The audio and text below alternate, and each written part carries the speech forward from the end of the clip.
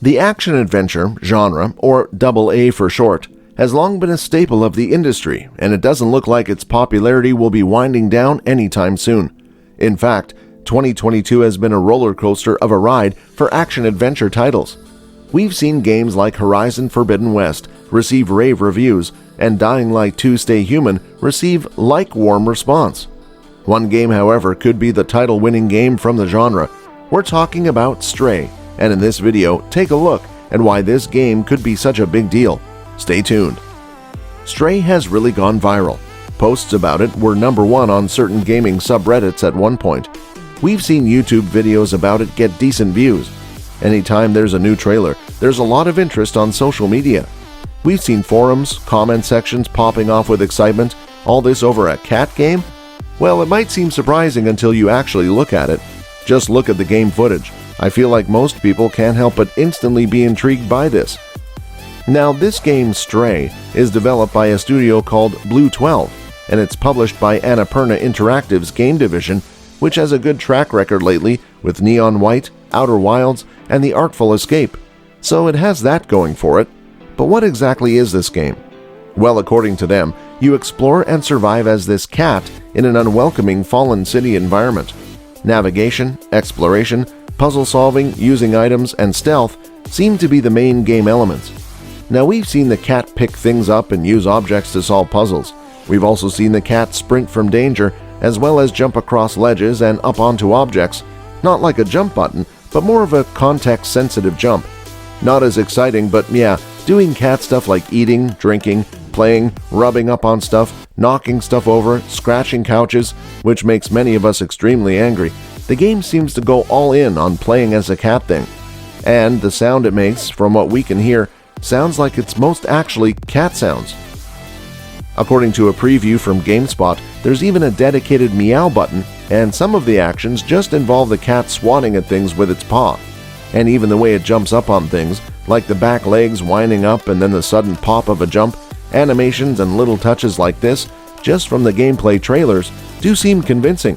If you have a cat, you probably get it. I mean, the way the eyes work, the sporadic movements of the tail, and just the cuteness factor, it seems like they got the cat game part figured out. Now, as for the rest of the gameplay, the cat makes friends with a drone in the game, and this little drone that sticks around on your collar or something, it can help you interact with different objects in the world, seemingly some inventory management and menu stuff, translate language like on signs and stuff, as well as communicate with the robots living in the city. Now, the robots that inhabit this city seem really interesting and kind of make up the other half of this game, in my opinion. They look really cool. The robots here, or androids or whatever they might be called, really create a cool setting and vibe. They look about human size, and it seems like they'll be a big part of the journey. It looks like you can interact with many of them thanks to your little drone partner. I'm sure you're going to be giving some of these items, but I wonder if there's any more types of trading or side quest stuff going on with them. We'll have to wait and see. So with navigating, puzzle solving, and interactions, we haven't seen any gameplay elements that look really intense. This looks like way more of a story experience thing than a hardcore gameplay game. There still do seem to be threats though. Threats seemingly involve the chase sequences, bad drones that you hide from, environmental hazards, and scary weird alien bugs because there's something going on with the city, some sort of infection, and that's where these weird alien bugs seem to come into play. It does also look like your drone will eventually have the ability to scare these gross things off with a special light. And with the stealth elements that they tease, there are still not enough stealth games, so hey, cool. It might not be the deepest stealth gameplay elements, but just seeing the cat hide in a cardboard box and wait for something else to pass just gets us excited at the concept of a hardcore animal stealth game. Maybe we can get that, or maybe at the very least, they could bring back Sly Cooper. But hey, anyway, soapbox over. I think the real focus might just be the world and the story. It's all very mysterious. The one thing that is really appealing to people besides the whole play is a cat thing are the cool robots, but also this dystopian cyberpunk-esque city seemingly all underground. It looks cool, like some cool Instagram sci-fi art come to life. It's dreary and depressing, but also just cool science fiction at the same time. We've seen plenty of games with this style, but none quite like this. And playing as a small, vulnerable stray cat in a much bigger world makes it that much more interesting. A cat game in a Blade Runner world? That's an easy pitch for a lot of players right there. We just hope we get some answers about this mysterious world, you know? What's up with the cat?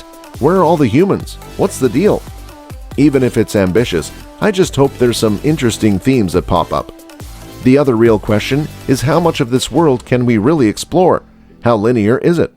Some areas look pretty open. Some people have thrown around the phrase open world, but it's still hard to tell, especially because it seems like there might be some verticality too.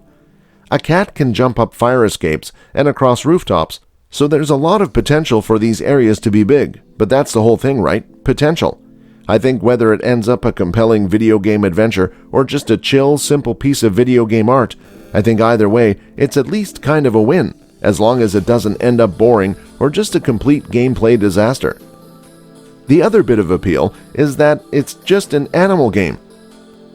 People love animals and love regular old animals like cats and dogs.